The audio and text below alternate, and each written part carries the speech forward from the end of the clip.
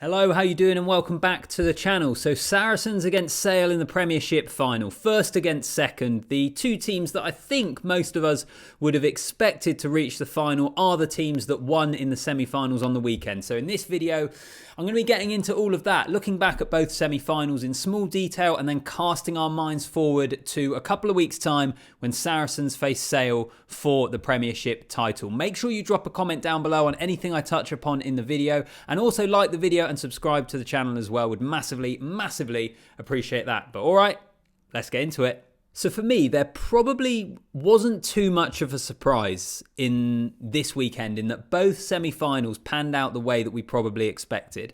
Saracens in the end won fairly comfortably. I'll get onto that in a bit more detail in just a moment, but I always felt like they were pretty comfortable in that game. Whereas Sale against Leicester, as it always proved to be, was the far more exciting, far more intense, far more uncertain in terms of the outcome match in the semi-finals. I really enjoyed that match on Sunday. So I think most of us would probably agree, probably broadly speaking, what we expected. Let's start on the Saturday with Saracens, 38-15 victory over Northampton.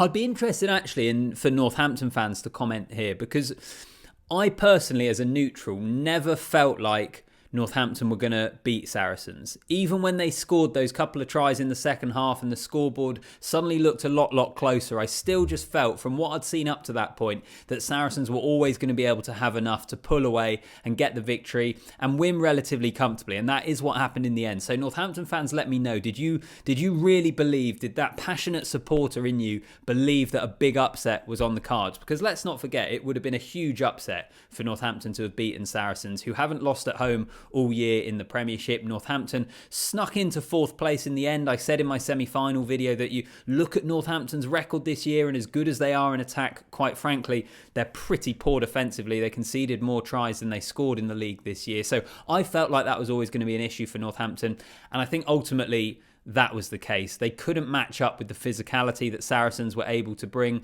And also you look at the Saracens game plan this year and the way in which they've been able to stretch the field a little bit more. I think they have tried to expand in an attacking sense to be more threatening in different ways. If you look back to the final last year against Leicester Tigers, when Tigers beat them with that drop goal by Freddie Burns, I think it kind of exposed some of the limitations in Saracens' game at that moment in time. Even though they were one of the best teams in the league, they didn't quite have enough in attacking sense to get themselves over the line. I think that's something they focused on, and I think is something we've seen this year. And I like the different ways in which Saracens can hurt you. They are, despite not being as strong as they used to be, they're still a very good side. I think we saw that in their performance at the weekend. And for me, it always felt like they were in control of that game. Let's move on to the Sunday, because, as I say, this is where it got a lot more interesting. And it was a brilliant occasion. Just watching it on TV, a packed out AJ Bell, which isn't always the case. They've worked very hard up there at Sale Sharks to continue to generate interest in rugby in the north.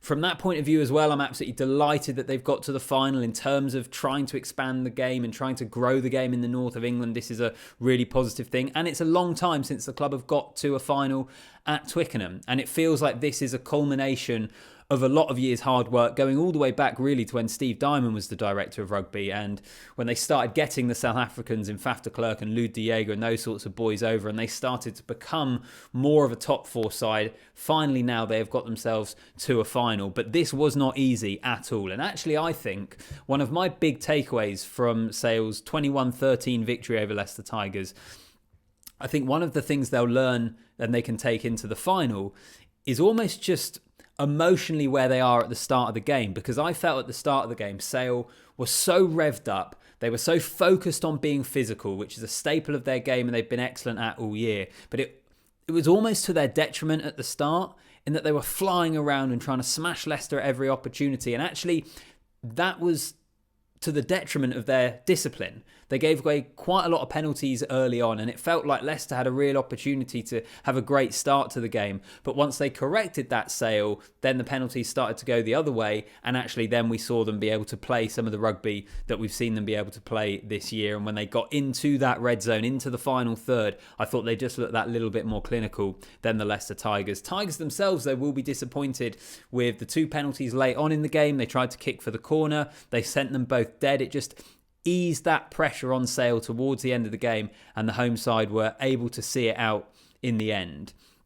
One other thing to mention before I just have a few words to say on the final, I'll do more on the final when we get closer to it in a couple of weeks' time, was Owen Farrell and George Ford, two guys that were both pivotal in those victories for their respective teams. Owen Farrell, I know he comes in for an awful lot of stick, but when this Saracens team is playing at their best, it is Owen Farrell at 10, just stitching everything together and leading that attack. He's been absolutely brilliant this season in the Premiership. And likewise, George Ford, who we know has missed a lot of time this season. He hasn't been selected by England for the last 2, maybe coming up on 3 years. I'd have to check the specific dates, but we haven't seen him in an England jersey a lot. But when it comes to a World Cup, and we've got this Premiership final, that duel and that narrative of Farrell at 10 and Ford at 10, I think is an absolutely fascinating one. And what will Steve Borthwick do heading into the World Cup? Because Farrell's going to be there, we know, as the captain. I would be amazed if George Ford wasn't in that training squad, and Borthwick obviously likes him and knows what he can do after their time together at Leicester. Where does that leave Marcus Smith? Obviously an alternative option, but are England going to play to his strengths? Again, I think this is going to be the latest story, the latest hysteria in the England fly half position. I think it's going to be quite interesting to see what happens at Twickenham and what England do into the World Cup to take that forward. But that's maybe a discussion for another day. I wanted to finish up on the final. As I say, plenty more preview to come. For me, at this moment in time, I think it's a really fascinating matchup, because I think we would all say that Saracens have proven they're the best team in the division. But the big question really is, can Sale's physicality disrupt Saracens enough? Essentially, can their physicality stop that Saracens attack from being as efficient and as good as it has been for a lot of the season? That, for me, at this moment in time, and I look at that game, is the key question. And if Sale are able to, then I would give them a great chance of winning the final. If they're not, and Saracens are able to play the way they wish to play, then I think it could be a different story. But Sale's physicality is so key to their game. It will be so key to slowing down, stopping, pushing back Saracens. It's going to be a really, really interesting matchup. Those front fives, or both of those packs, whenever we get to team news in a few weeks' time, will, in my opinion, be really, really interesting. But I'll build up more to the game when we get close to it. Personally, I'm glad this is the final. I'm glad it's first versus second. I don't hate the playoffs. I know usually this time of year we always have those discussions. In fact, they're probably being had in the URC at the moment a little bit, where you've seen Leicester, who are clearly the best team throughout the regular season, then lose in the semi-final. You get those people saying, well, shouldn't it be the team that just tops the league table that wins it? I get the reason for the playoffs in terms of money, in terms of generating interest, so I don't have a massive issue with the top 4. But having said that, for me this year in the Premiership, Saracens and Sale, I think, are clearly the best teams over the course of the campaign. I'm pretty pleased to see them lining up at Twickenham for the final, and I think it's a good matchup, an interesting matchup as well. So leave a comment down below. Let me know what you think. What did you make of the semi-finals? What do you make of that final matchup? And even the England fly half position, as I've mentioned. Drop a comment down below in that one as well. Like the video and subscribe to the channel, and I'll see you in the next one.